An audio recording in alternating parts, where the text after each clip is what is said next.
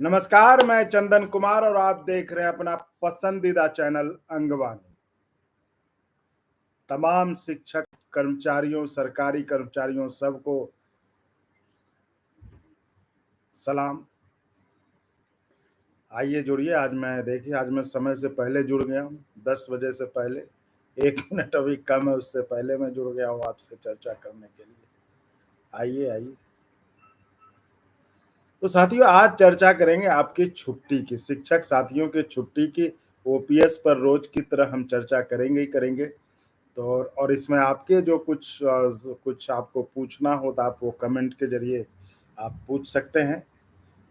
और चैनल को सब्सक्राइब तो कर ही दीजिए, और खुद तो करिए ही करिए, और अपने आस-पड़ोस, रिश्तेदारी, नाते रिश्तेदारी में, दोस्त मोहिम सब में करवाइए, ताकि ये जो अच्छी बात है वो दूर-दूर तक फैले, हर घर तक फैले, हर सरकारी कर्मचारी, हर शिक्षक परिवार के घर तक पहुँचे ये बात। और आप हमें सपोर्ट करना चाहते हैं, सहयोग करना चाहते हैं, तो आप जो चैट में आपको मिलेगा सुपर थैंक्स, उसके थ्रू कर सकते हैं, उसके माध्यम से कर सकते हैं, या चैनल जॉइन करके कर सकते हैं। क्योंकि देखिए, संसाधनों की ज़रूरत होती है, और टेक्नोलॉजी के सहारे हम जो अभी जितना हम कर पा रहे हैं उससे हम और भी बेहतर ढंग से आपके लिए आवाज़ उठा पाएँगे, आपके लिए काम कर पाएँगे, आपके मुद्दों को, आपकी समस्याओं को उन कानों तक और आसानी से पहुँचा पाएँगे जहाँ पर वो बातें पहुँचनी चाहिए, जहाँ से वो नियम कानून बनाए जाते हैं। तो ज़ाहिर-सी बात है, हम शिक्षकों को लेकर, ओपीएस को लेकर उन पर चर्चा करेंगे। और चूँकि 2 दिन से मैं लेट हो रहा था, 10-15 पे लाइव आ पा रहा था, आज मैं पहले आ गया 1-2 मिनट, क्योंकि आज मैंने सोच रखा था कि आज मुझे पहले लाइव जुड़ना है आपसे। जी। तो जो मुद्दे रहेंगे शिक्षा विभाग का, जो थंबनेल से आपको क्लियर हो रहा है, आखिर शिक्षा विभाग में चल क्या रहा है। शिक्षा विभाग एक तरह से शिक्षकों के लिए गार्जियन का रूप होता है कि भाई, आप जो प्रशासनिक चीज़ें जो हैं वो शिक्षा विभाग, जो भी विभाग है वो विभाग देखेगा, और बाकी पढ़ाने का काम है जो तो वो शिक्षक करेंगे। लेकिन जो हाल है शिक्षा विभाग का, जो हाल रवैया है शिक्षा विभाग का, उसमें से ये सोचना पड़ रहा है, मतलब ये आदमी सोचने को विवश है कि शिक्षा विभाग, विभाग तो इसलिए है ना कि सुचारू रूप से आपका कार्य चले, सुचारू रूप से आपका ऑपरेशन हो, जो आपको पढ़ाने का, स्कूल से जुड़े हुए सारे का। लेकिन जो मतलब जो रवैया है, जो क्रियाविधि है, उससे ये सोचने को शिक्षक, जो बिहार के शिक्षक हैं, वो मजबूर हैं कि भाई, ये अभिशाप है, वो वरदान है या अभिशाप है।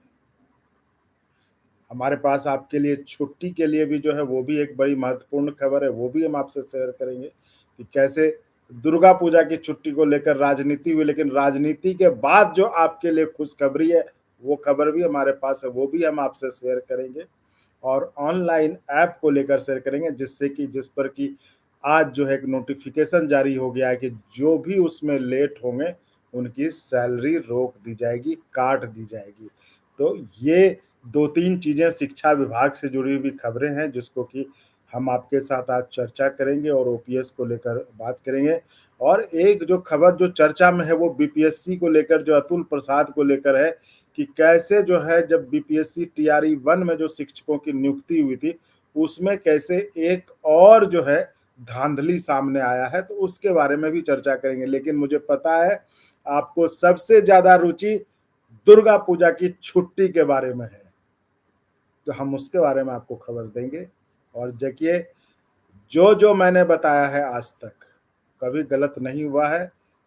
जो बताया था वो भी गलत नहीं हुआ, और जो अभी 1-2 दिन पहले बताया वो भी गलत नहीं होगा, और जो आज बताऊँगा वो भी गलत नहीं होगा, इस बात का आप यकीन रखिए। हम वैसे लोगों में से नहीं हैं कि बस आपका व्यूज़ और सब्सक्राइबर लेके जो है हम पैसे कमाएँ। हम दिल से आपके लिए काम करना चाहते हैं, दिल से हम आपके लिए काम करते हैं। दिल से हम आपके लिए सही जानकारी, ऑथेंटिक जानकारी, क्रेडिबल जानकारी वो लाना चाहते हैं, ताकि आपको फ़ायदा हो। शिक्षक समाज, देश का राष्ट्र निर्माता है, राष्ट्र का वो भविष्य निर्माता है। अगर वो परेशान रहेगा, वो इन छोटी-छोटी चीज़ों से परेशान रहेगा, तो फिर राष्ट्र का भविष्य मतलब अच्छा नहीं हो सकता। इसलिए हमारी ये कोशिश है, हालाँकि ये सुनने में आपको बहुत ही आइडियलिस्टिक, बहुत ही आदर्शवादी चीज़ें लगती होंगी, लेकिन ये हकीकत है। लोग कहते भी हैं कि भाई आप तो बड़ी मतलब ऐसी बातें करते हैं जो समझ, लेकिन ये आइडियलिस्टिक है, मैं ऐसा सोचता हूँ, इसलिए मैं आपसे ऐसी बातें करता हूँ कि शिक्षकों के लिए मैं चाहता हूँ कि जो भी मेरा योगदान है, मैं उनको सही खबरें दूँ, मैं उनको ऑथेंटिक खबर दूँ, मैं उनको क्रेडिबल खबर दूँ, जहाँ से कि वो, अगर उनको ऐसा होना चाहिए अच्छा यहाँ पे सुन लिया तो ठीक है भाई, यानी कि ये सही है, ये सही होगा। ऐसा नहीं कि हमने आज कुछ और बताया, कल कुछ और बताया और हो कुछ और रहा है। ये हमारी कोशिश हमेशा से रहती है, बिना आपके व्यूज और सब्सक्राइबर के फेर में पड़े, लेकिन हम हमारी ये इच्छा साथ में रहती है कि अगर हम शिक्षकों के लिए इस तरह से बिना किसी स्वार्थ के, मतलब हम अगर बिना किसी मतलब मोटिव के हम शिक्षकों के लिए या फिर केंद्रीय कर्मचारियों के लिए, जैसे राज्य कर्मचारियों के लिए अगर काम कर रहे हैं, उनकी उनके मुद्दे को उठा रहे हैं, उनको आवाज़ दे रहे हैं, तो एक उम्मीद रहती है कि आप चैनल को सब्सक्राइब करेंगे और चैनल को दूर-दूर तक फैलाएँगे, हर घर तक फैलाएँगे, ताकि जो हम बातें करना चाह रहे हैं, जो जो मकसद है इसके पीछे, कि हमारे जो शिक्षक साथी हैं वो गलत जानकारी से परेशान ना होवे थे ना, वो बस राष्ट्र के निर्माण में जो पहले जैसे लगे रहते थे वैसे लगे रहे। वो इन छोटी-छोटी चीज़ों में जो है कि यहाँ का मॉडल, वहाँ का मॉडल, उसमें परेशान ना हो। तो हमारी इच्छा यही रहती है और इसी इच्छा के साथ हम काम करते हैं और आपके साथ आते हैं, जो कि आज तक तो आपने भी देख ही लिया होगा कि हमने कभी सनसनी वाली या इधर-उधर वाली कोई बातें ना बताई, ना हम करते हैं।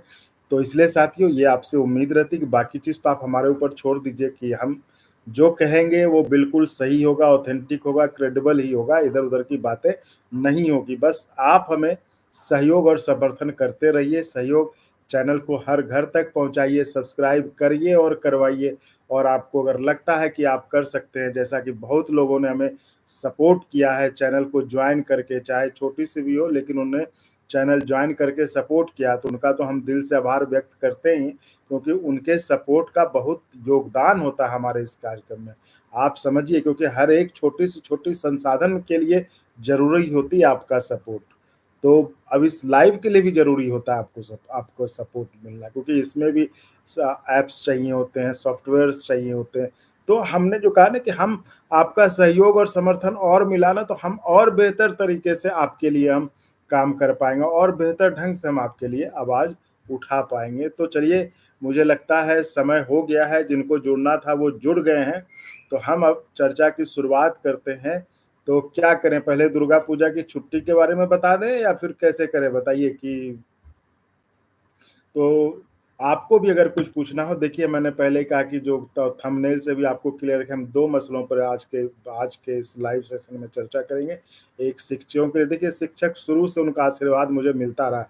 चाहे पढ़ाई के समय जब विद्यार्थी था तब मुझे स्कूल में आशीर्वाद मिलता रहा, और अभी भी इस चैनल की शुरुआत में भी शिक्षकों ने ही इस चैनल की सफलता की नींव रखी है। इसलिए मुझे पता है और मुझे भरोसा है कि शिक्षकों के आशीर्वाद से ये चैनल बहुत आगे जाएगा। और उनके जो आदर्श हैं, सच्चाई और ईमानदारी, उस पर ये चैनल बहुत आगे जाएगा। इसलिए शिक्षकों को फिर से मेरा बार-बार नमन है, बार-बार अभिनंदन है, बार-बार वंदन है उनका। और फिर मैं आपको भरोसा दिलाता हूँ कि शिक्षकों के सम्मान में अंगवानी हमेशा रहेगा मैदान में। जब भी किसी ने शिक्षकों के सम्मान में गुस्ताखी करने की कोशिश की, अंगवानी का जवाब उनको मिला है। तो चलिए हम चर्चा की शुरुआत करते हैं। एक कमेंट आया है, पढ़ लेते हैं। गीता दास जी लिए 34,000 पाले शिक्षकों की बहाली हुई थी, एनपीएस मिल रहा है, ओपीएस की आवाज़।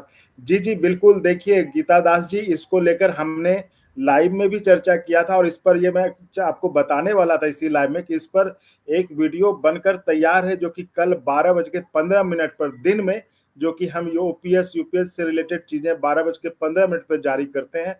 वो वीडियो देखना नहीं भूलिएगा। और सिर्फ बिहार के शिक्षक साथी नहीं, देश के तमाम साथी जो ओपीएस की लड़ाई लड़ रहे हैं, जिनकी नियुक्ति 2004 से पहले हुई थी, लेकिन उनको किसी कारणवश, हो सकता है उनको रेगुलर बाद में किया गया हो और उस समय एनपीएस अस्तित्व में आ गया तो उनको ओपीएस नहीं मिल पाया, तो वो भी जरूर देखें, क्योंकि उससे आपको आपको एक उदाहरण मिलेगा, आपको उससे केस स्टडी मिलेगा कि कैसे आप उसको आधार बनाकर आप अपने केस को, आप जहां भी मामला लड़ रहे हो, चाहे अधिकारी के पास, सरकार के पास या फिर कोर्ट में, तो वो आपके काम आएगा। तो वो वीडियो तैयार है गीता जी, आपके लिए जानकारी यही है कि वो वीडियो बिल्कुल तैयार है, उस पे हमने पहले ही बात कर ली थी।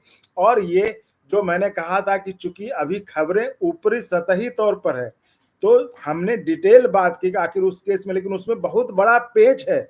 जितना आसान लग रहा है ना, जितना सुन के लगता है कि शिक्षकों को मिल गया ओपीएस, वैसा मामला बिल्कुल भी नहीं है। इसलिए आप उसको जरूर देखिएगा, क्योंकि 34,540 वाले शिक्षकों के साथ हुआ क्या है कि उनकी नियुक्ति, विज्ञापन निकला था 2003 में, ठीक है, विज्ञापन निकला था 2003 में। उसको बदलकर राज्य सरकार ने क्या किया, जब लालू प्रसाद जी के समय में यह मामला हुआ था, तो लालू प्रसाद जी की सरकार तो उस समय तो सुप्रीम कोर्ट चली गई थे, लेकिन उसके बाद राज्य में सत्ता परिवर्तन हो गया। अब देखिए सरकार की चालाकी कैसे, देखिए अफसर और सरकार जो है अपने ही लोग, कर्मचारी ये तो अपने ही लोग हैं ना उनके। देखिए कैसा मतलब उनके साथ उन्होंने किया कि सुप्रीम कोर्ट में हलफनामा दे दिया कि हमने ये जो याचिका, सरकार की तरफ से जो याचिका फाइल की गई उसको हम वापस लेते हैं, और वापस इस शर्त पर लेते हैं कि हम इनको नौकरी दे देंगे। अब शिक्षकों में बड़ी खुशी भी, भाई नौकरी मिल जाएगी। याचिका वापस ले ली गई सुप्रीम कोर्ट से, लेकिन यहीं पे खेल हो गया शिक्षकों के साथ।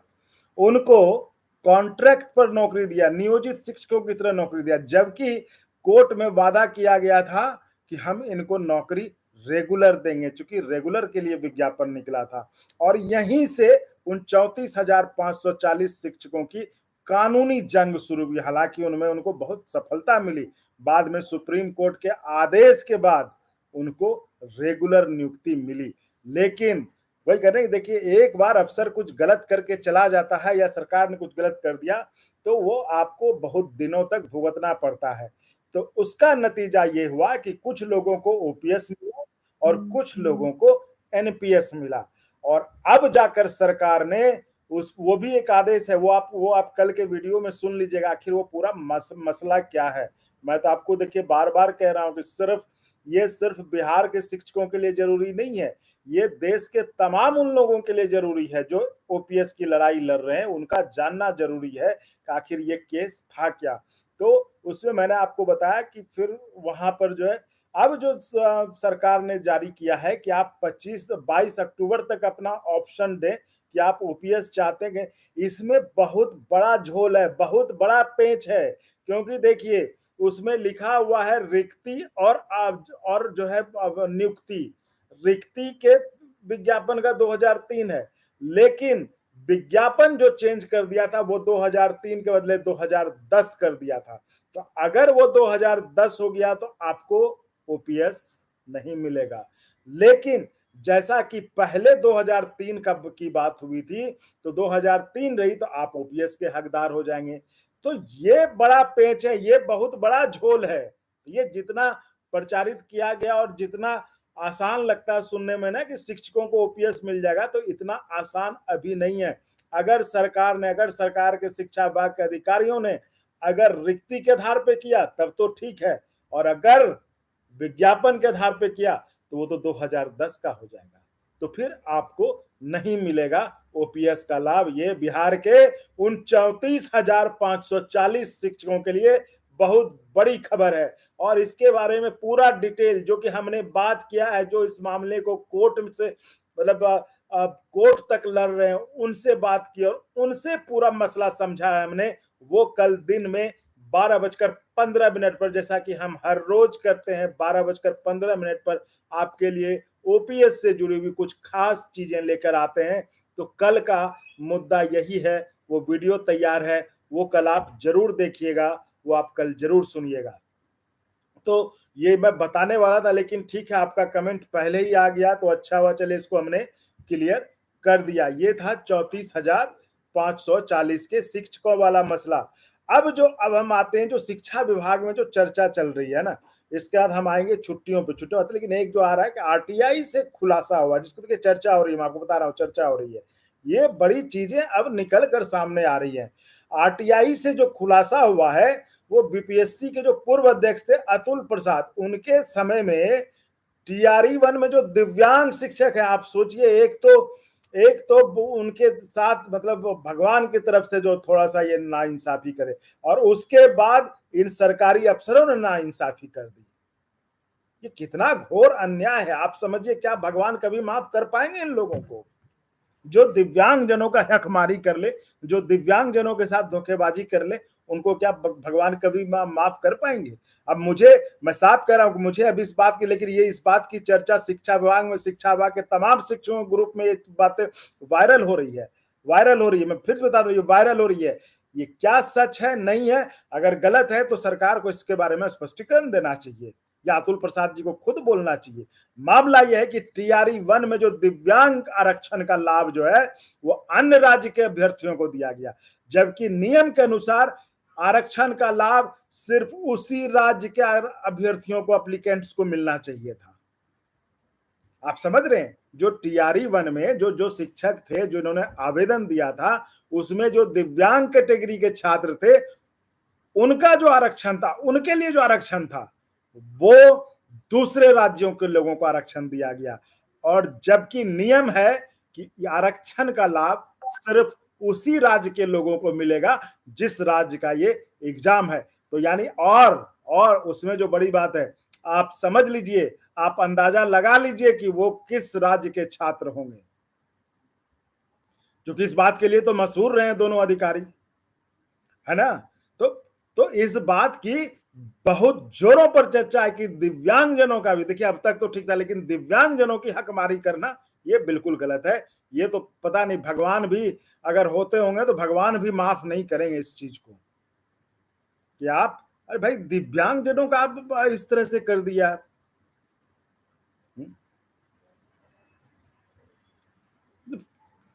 हाइट है, हाइट है ये, इसलिए ये जो चर्चा है। और अब हम आते हैं छुट्टी पर, जो एक जो ऑनलाइन ऐप है, मैं ऑनलाइन ऐप के बारे में कहना चाहता हूँ। आज क्या हुआ देखिए, आज एक दो चीजें इसमें, एक नोटिफिकेशन आ गया कि अगर आपका शिक्षा जो कोष है, उस पे शिक्षा कोष जो ऐप है, जो शिक्षा विभाग का जो ऐप है, उस पर अगर आपका अटेंडेंस नहीं हुआ तो आपकी वेतन रोक दी जाएगी, आपका सैलरी कट हो जाएगा। लेकिन आज अजीबोगरीब क्या हुआ कि आज जब एक शिक्षिका जी जब गई हाजिरी बनाने, उनका अटेंडेंस पहले से बना हुआ था। आप समझिए, जब सुबह वो स्कूल पहुंची और अटेंडेंस बना रही थी तो उनका अटेंडेंस बना हुआ था, और उनका अटेंडेंस सिर्फ बना हुआ नहीं था, जाने का भी बना हुआ था, वो स्कूल से जा चुकी हैं। आप ये समझिए 8:47 पर उनका प्रेजेंट दिखाया गया था, मतलब एंट्री दिखाई गई थी, और 3 बजकर जो है, 15 मिनट पर, 4 बजकर 34 उनका आउट दिखाया गया था। जबकि वो शिक्षिका आई ही थी, वो अटेंडेंस बनाने की कोशिश कर रही थी, तब उनका ये था। तो ये शिक्षा कोष का ये खेल है। और जब शिक्षा केस को कोष को रिफ्रेश करते करते जब ठीक हुआ, तब तक 9 बज चुका था, तब तक 9 बज चुका था, तब जाके उनका अटेंडेंस बना, लेकिन वो तो लेट हो गए। तो इसकी जिम्मेदारी कौन लेगा? और मेरा सबसे बड़ा सवाल ये कि ये शिक्षा कोष ऐप किसने बनाया है भाई? अगर उसमें खामियां हैं तो सरकार या शिक्षा विभाग क्यों नहीं कहती है कि ये ऐप को ठीक करिए, तब इंप्लीमेंट करिए? आखिर ये इनकी जो, आखिर ये सवाल उठता है ना कि ये किसने बनाया ऐप? ये कौन है कंपनी जिसने ऐप बनाया, और क्यों शिक्षा विभाग इस कंपनी को बचा रही है? ये सवाल है कि नहीं, कि शिक्षा विभाग इस कोर्स के, जिसमें तमाम खामियां हैं, जिसमें तमाम मतलब प्रॉब्लम्स है, समस्या है, फिर भी उसको बचाने में लगे, फिर भी उसको लागू करने में लगी हुई। इसी केस में आज जो केस हुआ, ये देखिए, मैं जो बातें कर रहा हूं, ऐसा नहीं मैं शिक्षिका के साथ था, ये शिक्षकों के ग्रुप में ये जानकारी वायरल है। लेकिन अगर ये सच है तो इसका जिम्मेदार कौन होगा? किसी की तो जिम्मेदारी बनेगी, और अगर किसी की जिम्मेदारी नहीं बनेगी तो उस शिक्षिका का वेतन कट क्यों होगा कि अगर उनका समय पर अटेंडेंस नहीं बना, जबकि वो समय से पहले से वो अटेंडेंस बनाने की कोशिश कर रही है। उसका जब वो आप बनाने की कोशिश करते तो वहां देख रहे हैं कि अटेंडेंस बना हुआ 8:47 पे एंट्री है, 4:34 पे आउट है। बताइए, आउट भी हो गया। अभी वो स्कूल आके अटेंडेंस बनाना चाह रही हैं, लेकिन वहां तो आउट, एंट्री तो छोड़ दीजिए, आउट भी बन गया है। तो मैं यही कह रहा हूं, आखिर ये शिक्षा कोष ऐप किसका है? किस कंपनी से बनवाया है शिक्षा विभाग ने? ये सवाल उठता है कि नहीं उठता है? और इन सब चीजों को छिपाकर, यानी कि अधिकारी ये चाहते हैं कि इस पर सवाल ना उठे, इसलिए वो उसको जबरदस्ती लागू करना चाहते हैं। क्या ये कंपनियां वो सारी कंपनियां एक हैं जो अन्य राज्यों में फेल हो चुकी हैं? मध्य प्रदेश में फेल हो गया, यूपी में था, वहां रोक दिया। जब यूपी में रोक दिया तो यहां क्यों लागू कर रहे हैं? और ये बताने में क्या हर्ज है कि ये कंपनी को, इस शिक्षा कोष ऐप को इस कंपनी ने बनाया, इस कंपनी के ओनर ये हैं? ये बताने में क्या दिक्कत है, क्या हर्ज है, बताइए। अगर ये शिक्षा विभाग के अधिकारी शिक्षा मंत्री सुन रहे हैं तो उनको बताना चाहिए पब्लिक में, आखिर इस शिक्षा कोष ऐप को किस कंपनी से बनवाया है। ये ठीक है, ये शिक्षा विभाग ने बनवाया है, ये तो पता है हमको, शिक्षा विभाग ने बनाया, लेकिन किस कंपनी से बनवाया है, कितने में बनवाया है, जो इतनी इतनी खामियों के बावजूद आप उसको लागू करना चाह रहे हैं। और ये सवाल आपके नेता क्यों नहीं उठा रहे हैं, जो मुझे कहना पड़ रहा है। हुँ? क्या हम कहें उनको चिरकुट जो ये सवाल नहीं उठा रहे हैं?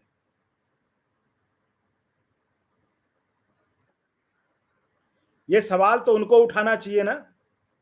ये ऐप किसका है? ये ऐप किसने बनाया है? ये ऐप किसने बनाया जिसमें इतनी खामियां हैं और इतनी खामियों के बावजूद उसको लागू करना चाह रहे हैं?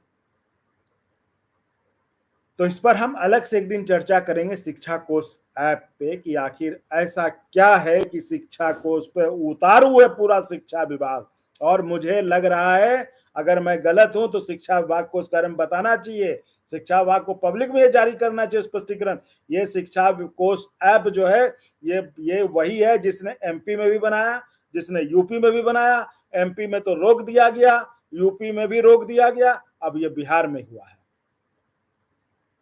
तो ये कंपनी कौन सी है, ये कंपनी के एमडी कौन है, कंपनी के सीएमडी कौन है, किसकी ये कंपनी है, ये जानकारी सार्वजनिक की जानी चाहिए। क्योंकि शक पैदा होता है जब आप इन तमाम खामियों के बावजूद आप जबरदस्ती रेले हुए हैं कि भाई इसको लागू कर दो, शिक्षा कोष ऐप को लागू कर दो। और अगर ये शिक्षा कोष ऐप अगर एकदम सही है तो आपने अपने लिए क्यों नहीं इसको लागू किया?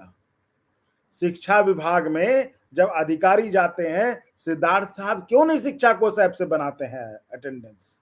अगर ये इतना बहुत बढ़िया है तो शिक्षा मंत्री भी वहां जाते तो क्यों नहीं वो खुद भी बनाए? शिक्षा विभाग का हर अधिकारी शिक्षा कोष से बनाए, सिर्फ शिक्षकों के लिए क्यों? और इसी ऐप के कारण से उस शिक्षक का विनाश की जान गई थी, जो कि नाव पे वो चढ़ने में कि हम लेट ना हो जाए, वो पैर आगे बढ़ाया और बेचारा नदी में डूब के मर गया। तो सवाल उठता है ना कि आखिर वो शिक्षा कोष ऐप जो वो किसने बनाया, किस कंपनी ने बनाया, किस कंपनी से सरकार ने बनवाया, ये जानकारी सार्वजनिक होनी चाहिए कि नहीं होनी चाहिए? आप कमेंट में बताइए। साथियों, ये ऐसे नहीं होगा कि हम सिर्फ बोले, आपको कमेंट में आपको भी जवाब देना होगा, आप भी अपनी सहभागिता बढ़ाइए। नहीं, अगर अगर आप नहीं करेंगे, देखिए मैंने साफ कहा है कि ये जो कम्युनिकेशन होगा ये टू वे होगा, हम लोग दोनों मिलकर इसको आगे बढ़ाएंगे बात। और अगर आप नहीं करेंगे तो मैं भी चर्चा छोड़ दूंगा, फिर आप वही सुनते रहिए, मास्टरवा सुनिए और वही सब सुनिए आप। तो ये सवाल है इस पे कि आखिर ये जानकारी सार्वजनिक होनी चाहिए या नहीं, कि शिक्षा कोष ऐप किस कंपनी ने बनाया है, किससे शिक्षा विभाग ने बनवाया है। और अब आते हैं आपको जिसका इंतजार था, छुट्टी को लेकर, कि छुट्टी को लेकर कि छुट्टी का क्या होगा। मैंने आपको पहले ही कहा था कि सारा मसला क्रेडिट का है, और मैंने आपको कल भी ये कहा था कि हो सकता है, मुझे उम्मीद है कि छुट्टी आपको मिल जाएगी।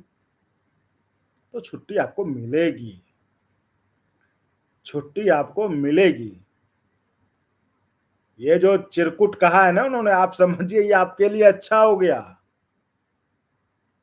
ये जो चिरकुट उन्होंने जिस भी हालत में, जिस भी अवस्था में कही है, वो आपके लिए वरदान हो गया और आपको चिट्ठी मिलेगी। आज देखिए खबरें यही हैं, देखिए जो मैं शुरू से बता रहा हूं कि मुख्यमंत्री ने खुद संज्ञान ले लिया। देखिए हालांकि लोग एक जगह गलती कर रहे हैं, लोग कह रहे हैं मुख्यमंत्री ने खुद संज्ञान ले लिया और जो है ऐसा हो गया, लेकिन मुख्यमंत्री खुद नहीं जारी करेंगे, क्योंकि अगर जारी करना था तो लोग कहेंगे ना कि आपने पहले क्यों नहीं किया, आपने 10 से 4 वाले में खुद क्यों नहीं नोटिस जारी, ऑर्डर जारी कर दिया। इसलिए मुख्यमंत्री खुद ये आदेश जारी नहीं करेंगे, ये आदेश जारी होगा विभाग के द्वारा, आपके एस सिद्धार्थ जी के द्वारा। या जैसे अमूमन, जैसे मैंने आपको कहा था ना कि ये मामला जब ठंडा जाएगा, जो ट्विटरबाजी शुरू हुई थी, जो राजनीति शुरू हुई थी बिहार में, उसके बाद जैसे ही वो ठंडाएगा मसला, या आपको अचानक से शांति से एक दिन कि छुट्टी भाई ऐलान हो गया, ताकि आप कहें जय जय नीतीश, जय जय नीतीश हो गया, भाई इन्होंने हमें छुट्टी दे दी, क्योंकि छुट्टी देना ही पड़ेगा, आप ये देख लीजिएगा, यही होना है, बशर्ते और कोई राजनीति और कोई क्रेडिट वार न शुरू कर दे। तो मैं तो आप शिक्षक साथियों से कहूंगा कि आप नेताओं से ये कहिए कि भैया जब आप कुछ नहीं कर सकते तो कम से कम आप शांत रहिए, आप हमारे लिए मांग उठाकर जो हमारी मुश्किलें मत बढ़ाइए। और मांग भी ऐसे कोई उठाता है ट्वीट करके, अरे भाई आप साफ उनको बोलिए, फोन लगा दीजिए। मुख्यमंत्री जी का तो भाई नंबर होगा ही, सहयोगी दल है तो बीजेपी, मुख्यमंत्री जी का तो नंबर होगा ही वहां पे, जैसे बात तो आप वहां बात करिए कि ट्वीट करके छुट्टी मिलता है। तो इसलिए कह रहा हूं कि आप अपने नेताओं को हाथ जोड़ लीजिए कि भैया आप कुछ नहीं कर सकते, हम मान गए, आपसे कुछ नहीं हुआ अब तक, आप शांत रहिए, हमें छोड़ दीजिए अपने हाल पे, और हम अपना नेता अपना चुन लेंगे। आपके एमएलसी के चुनाव है, उसमें आप अपने नेता चुनिए जो आपके लिए आवाज उठाए। तो ये है इस पर बड़ी खबर कि मुख्यमंत्री ने इस पे जो, देखिए तो मैंने आपको पहले कहा कि फैसला ऑलरेडी हो चुका था, लेकिन बीच में राजनीति शुरू हो गई, क्रेडिट वॉर शुरू हो गया कि छुट्टी दे दी, कि भाई हम छुट्टी दिलवा रहे हैं, हम आपके छुट्टी के लिए इतना ललायत है, हम आपके लिए इतना कोशिश कर रहे हैं, हम इतना सरकार से बात कर रहे हैं कि आपको छुट्टी मिल जाए, वो लटक गया, नहीं तो आपकी छुट्टी मिल गई होती।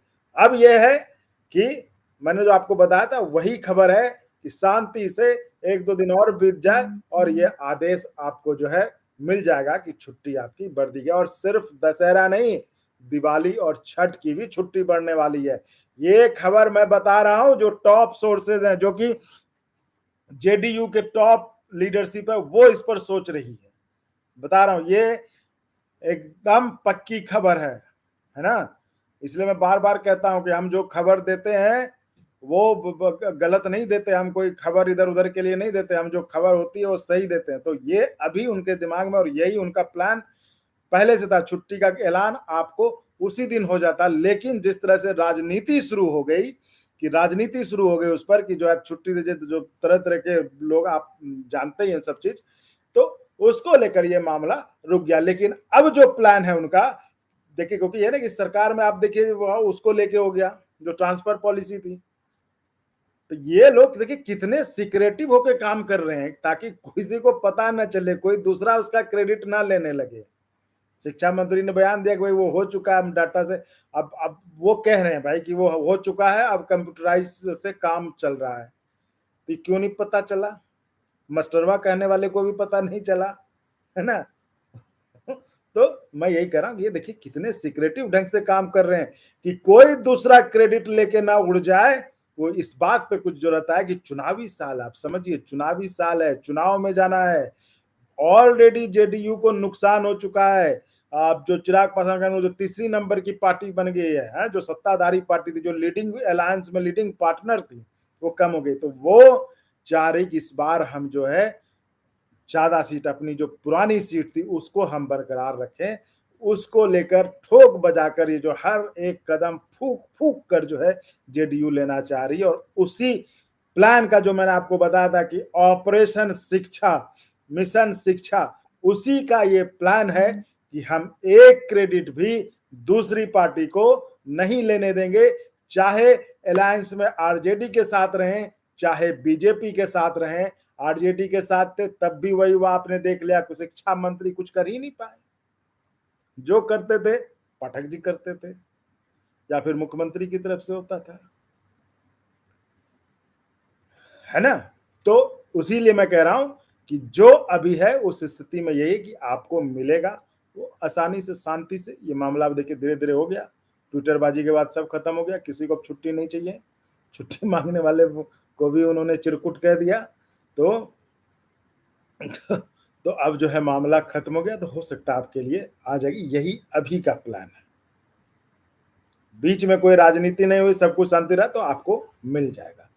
तो जिस खबर का इंतजार था आपको, वो खबर मैंने आपको दे दी है।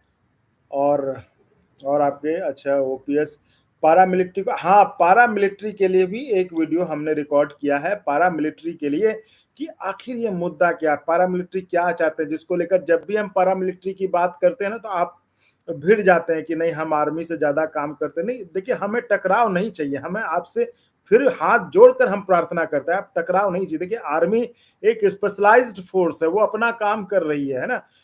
आपका जो पैरामिलिट्री, वो आपका अपना काम है, आप अपने चीज के लिए स्पेशलाइज्ड हैं। लेकिन इसका मतलब ये नहीं कि आपकी जो डिमांड है, आपके जो जो हक है, वो उनसे वंचित कर दिया जाए। आपके जो डिमांड है वो पूरी की जाए, लेकिन इसमें तुलना मत करिए,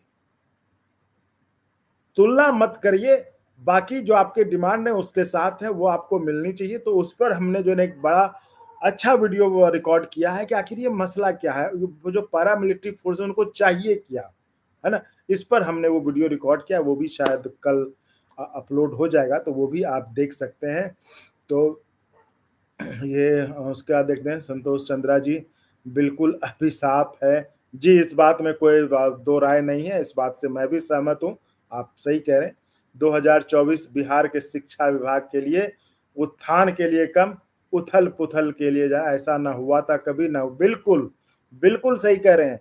2024 क्या 2023 से आप लीजिए कि शिक्षा विभाग में अगर इसको निष्पक्ष होकर एनालिसिस कीजिएगा, तो बिहार में शिक्षा व्यवस्था में, जो शिक्षा व्यवस्था में सुधार की बजाय गड़बड़ा गया है, ऐसे मनमाने फैसलों और मनमानेपन के कारण हर कोई अफसर कुछ से कुछ अपने मन से कर रहा है।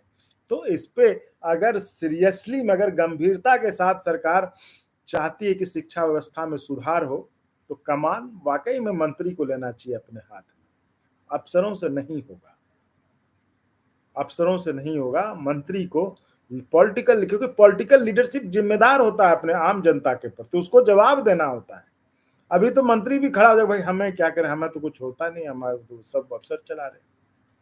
इसलिए तो ये है क्या है, मिथुन रॉय पैरामिलिट्री का। हाँ, ये जो हमने कल बात किया ना, उसमें भी बताया गया, हमने चर्चा की है कि कैसे पैरामिलिट्री को 99.199%, 99 मतलब 99.99%, यानी कि बस 0.01% ही चांस है कि उनको ओपीएस ना मिल पाए।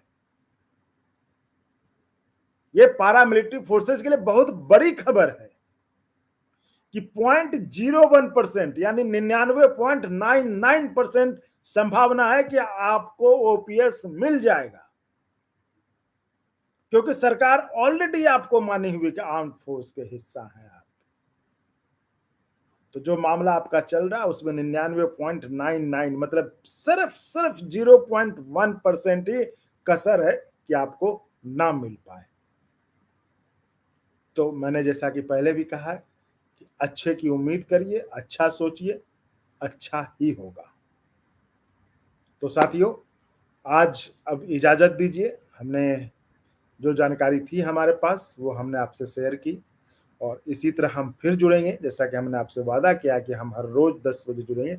शुरुआती दौर में थोड़ी दिक्कत है, जो कि हम कभी थोड़ा 5 मिनट 10 मिनट लेट हो जाते हैं, कभी 1-2 दिन बीच में नहीं भी आए थे, तो लेकिन ये कोशिश हमारी यही कि 10 बजे को ये एक रेगुलर फीचर बन जाएगा कि 10 बजे हम रोज आपसे लाइव जुड़ेंगे, और जो चीज़ें वीडियो नहीं बन पाती हम वो लाइव में ही आपसे चर्चा कर लेंगे।